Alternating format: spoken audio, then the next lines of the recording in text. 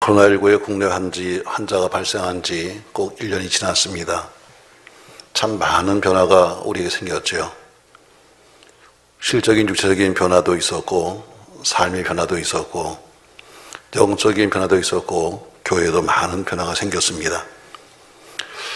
오랜 예배 중단과 또 갖가지 제약 속에서 때로는 교회의 존재성에 앞으로의 존재가 하겠느냐는 그런 예측까지 나올 정도로 극단적인 말들도 참 많았습니다.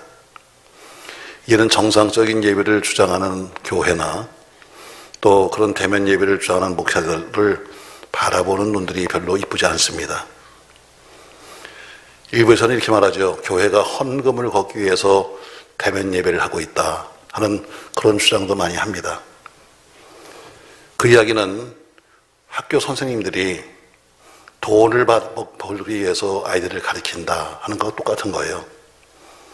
의사 선생님들이 환자가 왔는데 환자 생명의 문제가 아니고 돈 벌기 위해서 사람을 고친다 하는 이야기 똑같은 것이지요. 또 어떤 분은 이렇게 말합니다. 아니 교회를 가야지만 예배입니까? 한 1년 지나고 나니까 이제는 교회 안 가도 얼마든지 비대면 예배가 가능한데 왜 자꾸 교회라고 하세요? 이런 분도 계시죠. 여러분 아이들이 학교에 가서 공부하는 것과 집에서 온라인 수업하는 것과는 상당한 차이가 있습니다. 그래서 교육부나 혹은 이번에 총리도 우리가 초등학교나 중학생들을 학교로 가는 것을 지금 우리가 좀 생각하고 있다 이렇게 말하는 것도 우리가 학교 가서 하는 공부와 집에서 하는 공부는 차이가 있기 때문입니다. 그처럼 대면 예배와 비대면 예배는 영적인 차이가 극히 심한 겁니다. 그러나 어쨌든 하나님은 어제나 오늘이나 동일하시기 때문에 역사적으로 많은 어려움 속에서도 기독교는 그래도 힘들어도 조진 사명을 감당했고 또 그렇게 존재했던 것처럼 분명 하나님이 도우심과 역사하심이 또 우리가 하나님을 향한 진정한 예배와 찬양의 날이 곧 오게 될 줄로 믿습니다. 어쨌든 동서양 어디를 가든지 항상 사람은 누구나 다 동일하게 복을 받기를 원하고 있습니다. 그래서 영적인 복이든 육적인 복이든 사람들은 모두가 복을 받겠다고 말하고 있죠. 아마 복 받기 싫다는 사람은 한 명도 없을 거예요.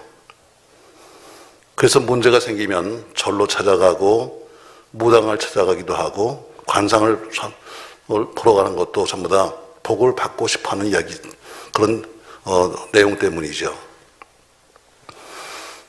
그러나 우리가 꼭 알아야 될 것은 눈이 있어도 보지 못하고 귀가 있어도 듣지 못하고 입이 있어도 말을 못하는 우상이 과연 우리에게 어떻게 복을 주겠는가?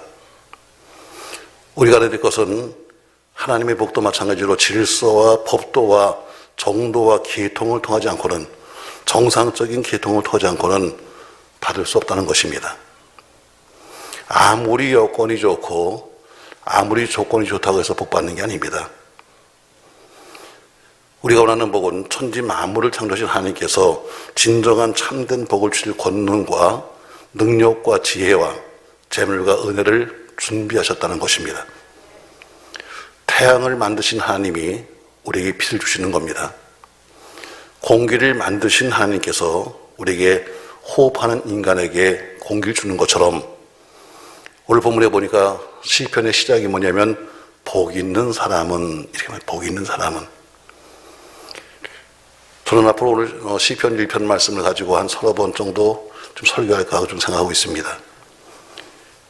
왜냐면 이 시편은 에스라 선지자가 그동안 떠다니던 많은 시를 갖다 모아가지고 150편을 고른 겁니다.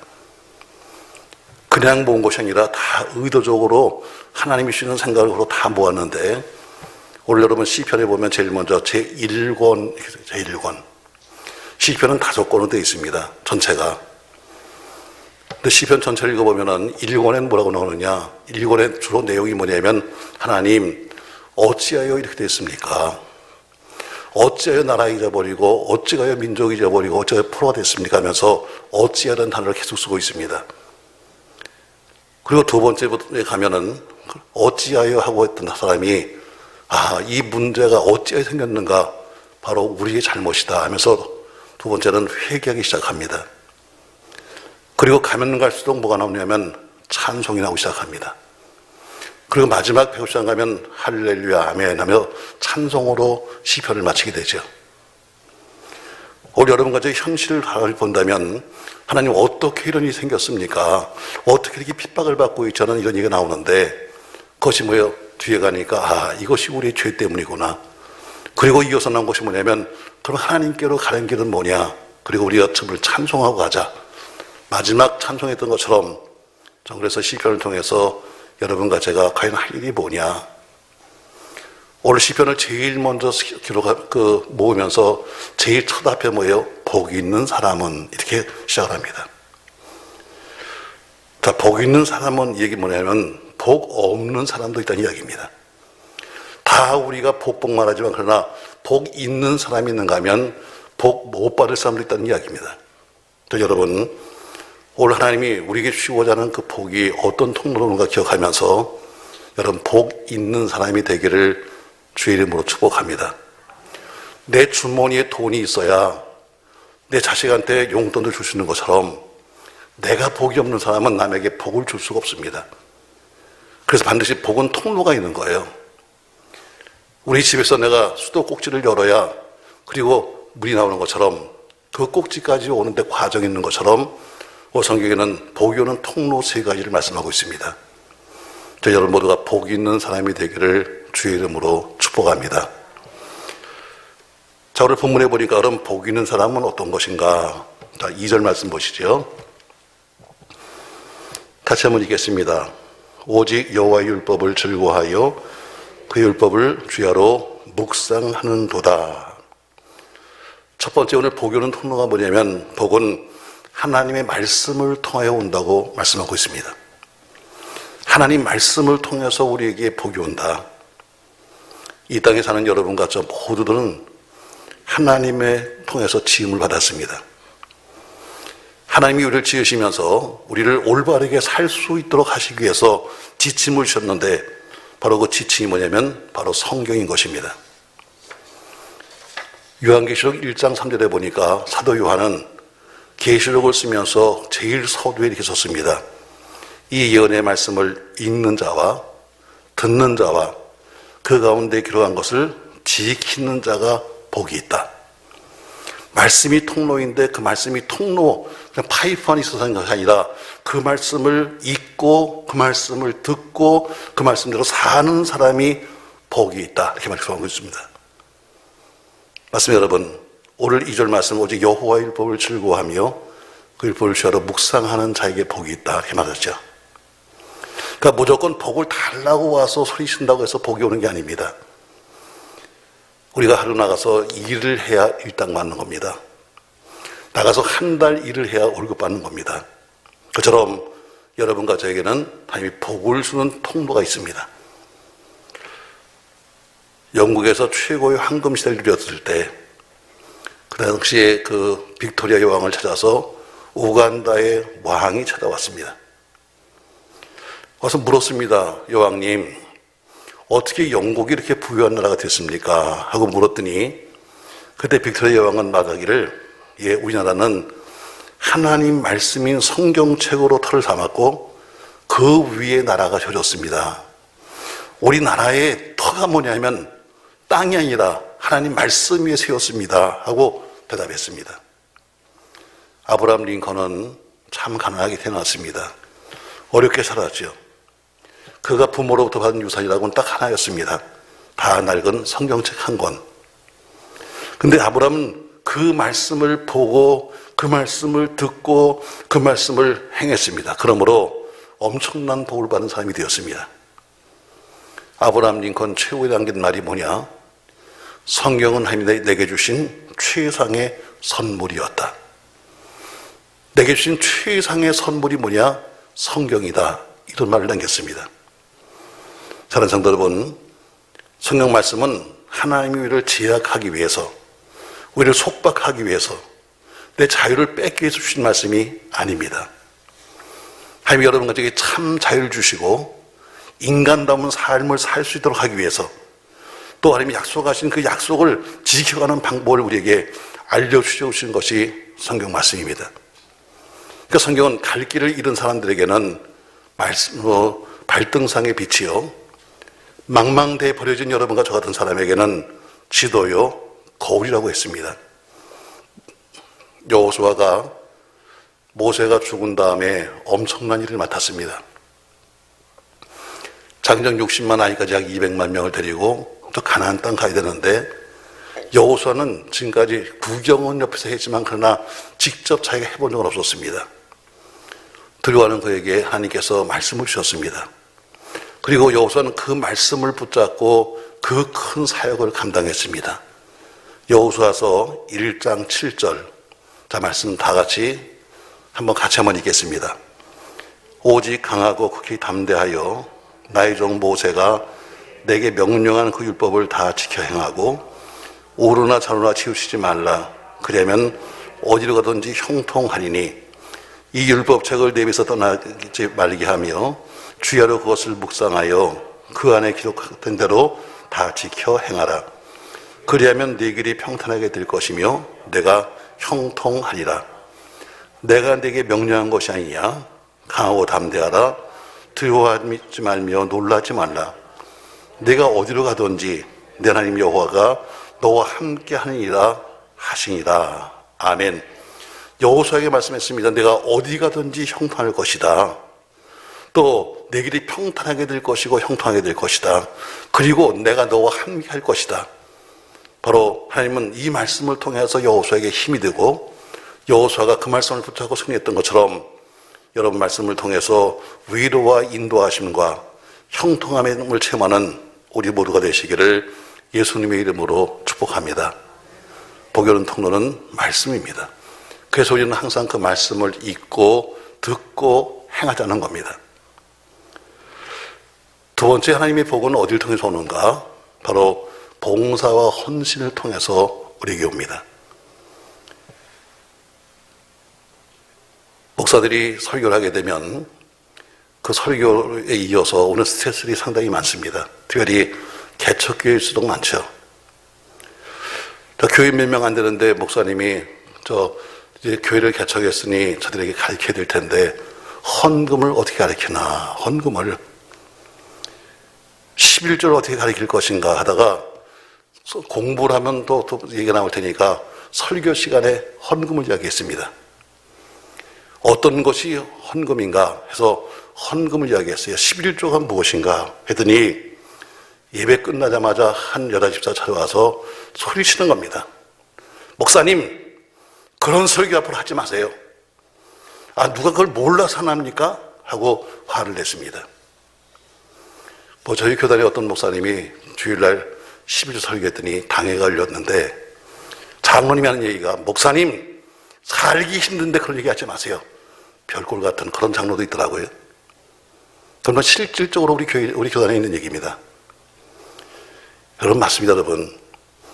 헌신이나 봉사나 기도나 하는 거 몰라서 하는 거 아닙니다. 여러분이 몰라서 하는 게 아니죠. 어렵고 힘들어서 못하는 거죠.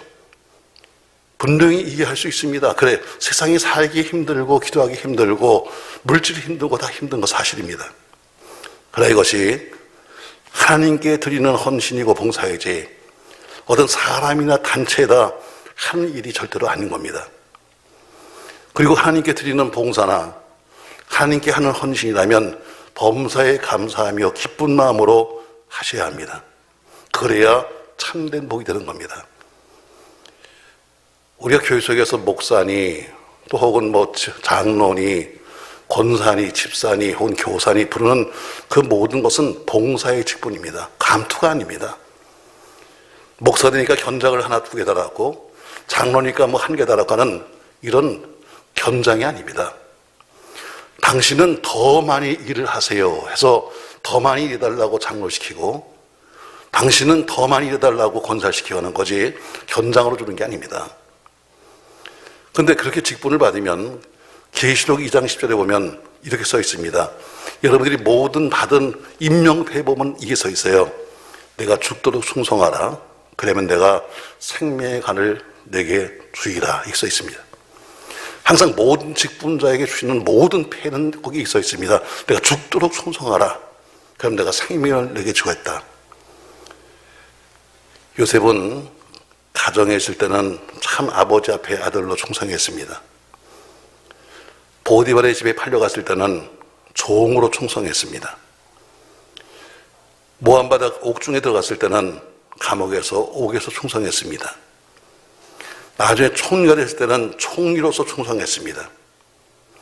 자기에게 주어진 행위에서 월권 행위하지 아니하고 그때그때마다 어떤 환경이 변하고 와도 주어진 자기 삶에 충성스러운 사람이 요셉이었습니다. 다윗도 마찬가지죠. 다윗도 목동일 때는 목동으로서 양치는 데 충성했습니다. 군사로 있을 때는 자기를 군사로 세워진 왕을 위해서 싸웠습니다. 또 나중에 왕이 됐을 때는 그가 하나님의 사람으로서 하나님을 위해서 일했습니다. 그래서 그들은 모두가 복을 받은 겁니다. 고린도후서 5장 6절에 보니까 잘 하시는 말씀이 있죠.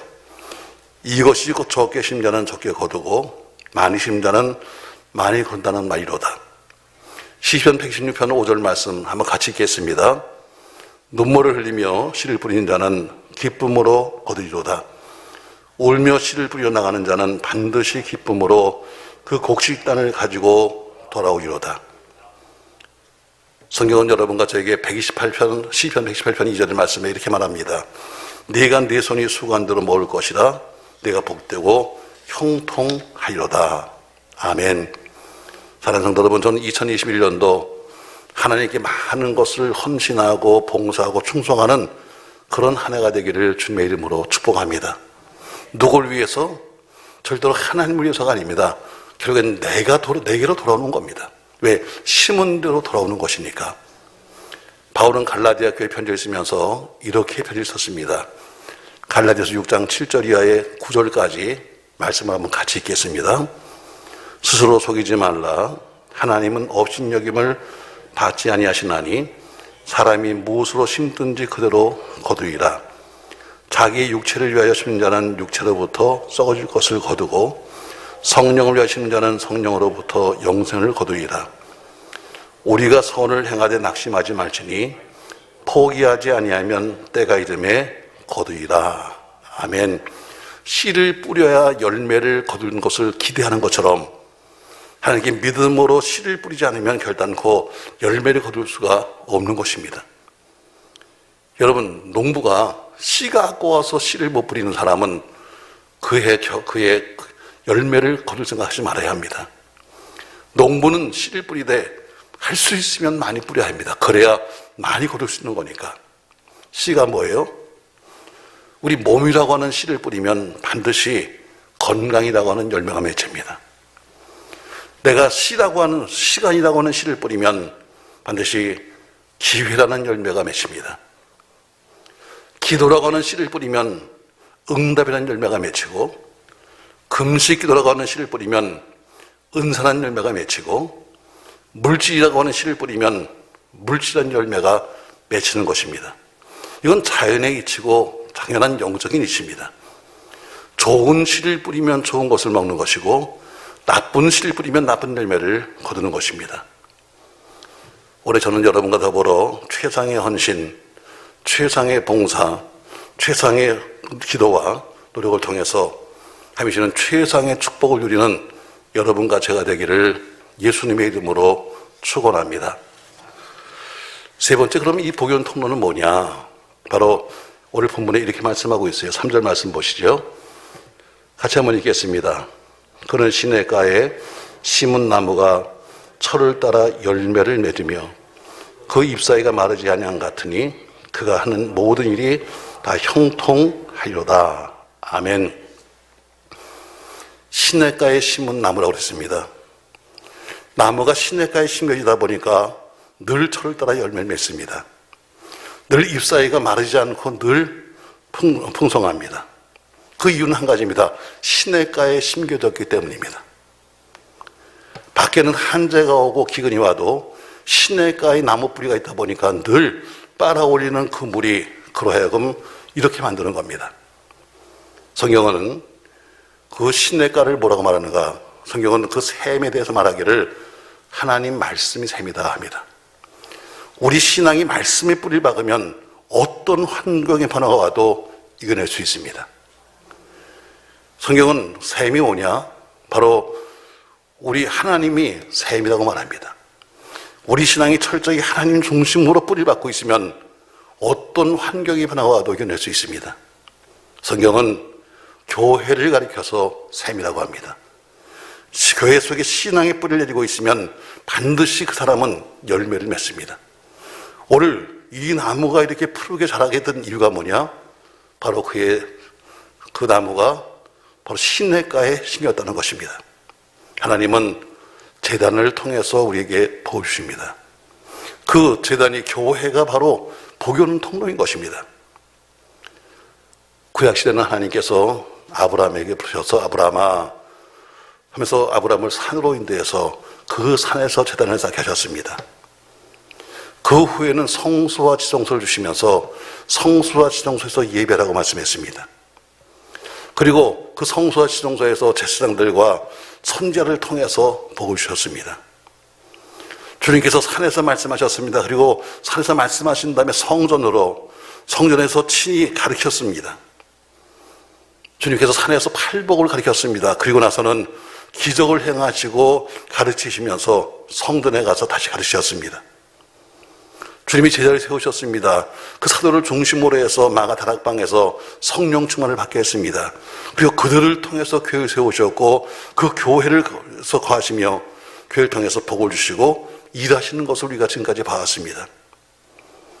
결국 믿음의 성 아브라함은 일생 동안 한 일이 뭐냐면 제단 쌓는 것, 예배하는 것이 그의 일생이었습니다. 솔로몬은 왕이 되자마자 자기 스스로가 하나님을 위해서 먼저 1,000번제를 드림으로 사역을 시작했습니다.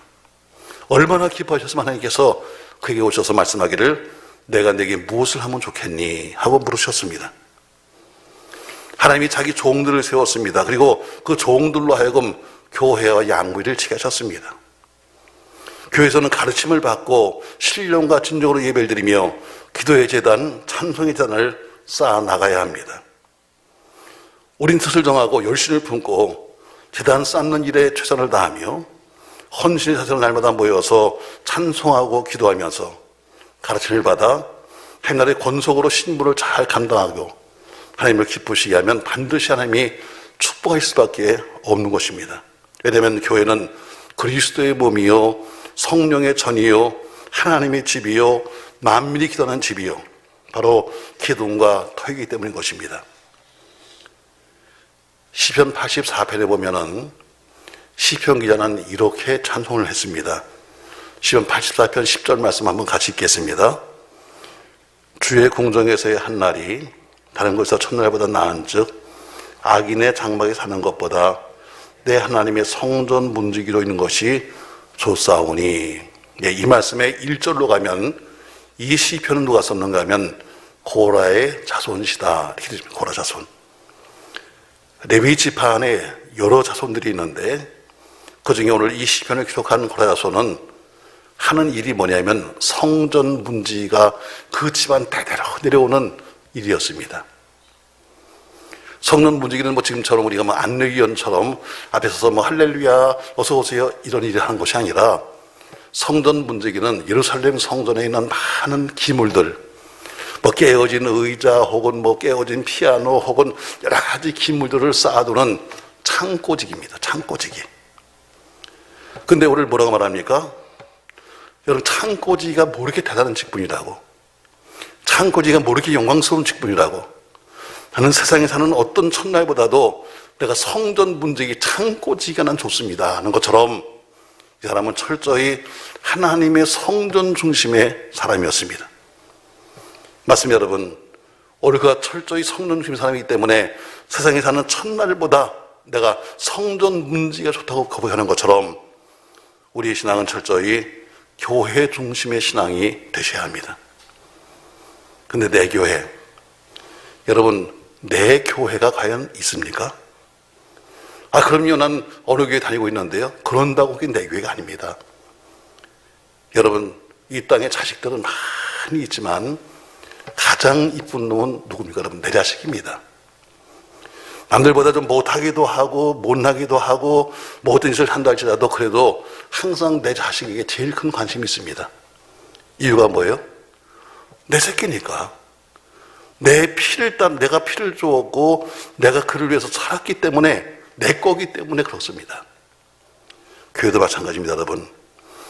그냥 내가 교회 다닌다고 해서 내 교회가 아니라, 내 피와 내 땀과 내 눈물과 내 기도가 심겨진 교회가 바로 내 교회입니다. 저 여러분, 그런 내 교회의 중심의 삶이 되기를 예수님의 이름으로 축원합니다. 다시 여러분 시편 84편 1절부터 한번 보겠습니다. 여러분, 고라자 선원 씨는 이렇게 시작하고 있습니다. 자, 1절부터 같이 한번 합독합니다. 만군의 여호와여, 주의 장막이 어찌 그리 사랑스러운지요. 내 영혼이 여호와의 궁정을 사모하여 쇠약하며 내 마음과 육체가 살아계신 하나님께 부르짖나이다.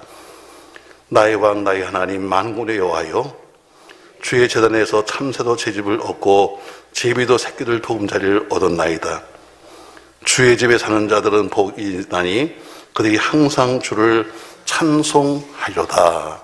아멘. 주의 제단에 참새도 채집을 짓는다. 제비 새끼도 새끼들 보금자리를 주의 제단에 둔다. 하나님의 교회를 사랑하는 사람, 하나님의 제단을 기뻐하는 사람, 하나님의 예배를 기뻐하는 사람, 복 주심을 반드시 믿으시기를 주의 이름으로 축복합니다. 에스겔서에 보니까 47장에서 에스겔이 환상을 보게 됩니다. 근데 보니까 성전 동편에서부터 물이 나오기 시작하는데 그 물이 쭉 흘러갑니다. 근데 처음 성전 문지방에서 나온 물이 처음에는 발목에 오릅니다. 나중엔 무릎까지 올라옵니다. 조금 더 지나가니까 허리까지 올라왔다 나중에는 완전히 물에 잠겨서 헤엄칠 수밖에 없는 그런 물에 충만하게 됩니다. 바로 교회를 통해서 주시는 하나님의 은혜와 축복이 바로 그렇게 우리 모두를 잠글 수 있는 충만하기를 주님의 이름으로 축복합니다. 오늘 시편 전체를 시작하면서 복 있는 사람은 다시 말해 하나님이 여러분 가족에게 이렇게 살라고 하시는 말씀이 복 있는 사람처럼 살아야 한다. 이왕이면 여러분 하늘의 복도 받고 이 땅의 복도 받아서 정말 많이 선교하고 정말 많이 구제하고 정말 많이 남들에게 베풀며 살 수 있는 여러분과 제가 되기를 예수님의 이름으로 축원합니다. 오늘 시작이 복 있는 사람은 얘기는 뭐예요? 하나님이 여러분과 저에게 이렇게 살면 복주겠다는 첫 번째 약속입니다. 그래서 시편 전체를 시작하시면서 시작이 복 있는 사람은 이렇게 나온 겁니다. 오늘 계속되는 성경의 말씀은 바로 복 있는 사람에 대해서 삶에 대해서 네가 이런 삶을 살아야 이렇게 오는 통로가 있다. 첫 번째가 뭡니까? 아니면 말씀을 통해서 우리에게 보십니다. 여러분 이 말씀 살아있는 생명의 말씀이 여러분과 저와 늘 함께 하시기를 주의 이름으로 축복합니다. 두 번째는 봉사와 헌신을 통해서 여러분과 저에게 복이 옵니다. 사람에게 하는 거 아닙니다. 누구에게 보여주려고 하는 거 아닙니다. 살아계신 하나님께 하는 겁니다. 세 번째로 제단 하나님의 교회를 통해서 하나님은 복을 주십니다. 아무튼 여러분 섬기는 교회 속에서 늘 믿음의 뿌리를 박아서 올라오는 영적인 그 생기가 우리에게 늘 푸름으로 나타나는 은혜가 있기를 주의 이름으로 축복합니다.